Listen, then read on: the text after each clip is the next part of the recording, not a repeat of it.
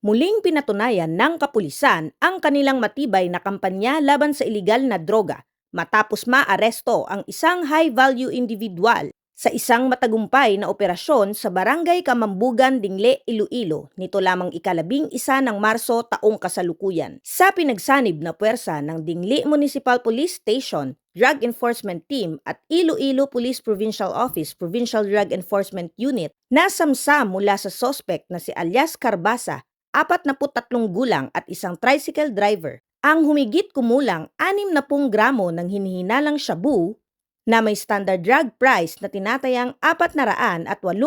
piso. Bukod sa iligal na droga, nakumpiska rin mula sa kanya ang isang caliber .38 revolver at 3 bala na lalong nagpapatibay sa kaso laban sa kanya. Ang sospek ay kasalukuyang nasa kustodiya na ng kapulisan at mahaharap sa kasong paglabag sa RA 9165 o ang Comprehensive Dangerous Drugs Act of 2002 at RA 10591 o Comprehensive Firearms and Ammunition Regulation Act at COMELEC Gun Ban. Ang matagumpay na operasyon ng Iloilo PNP ay isang patunay sa patuloy na dedikasyon at determinasyon ng pambansang pulisya ng Pilipinas na labanan ang iligal na droga at krimen sa bansa. Mula dito sa Police Regional Office 6, ako ang inyong Police News Network Correspondent, Patrolwoman Andrea Dominic Di Palobos, alagad ng batas, taga-taguyod na balitang pulis.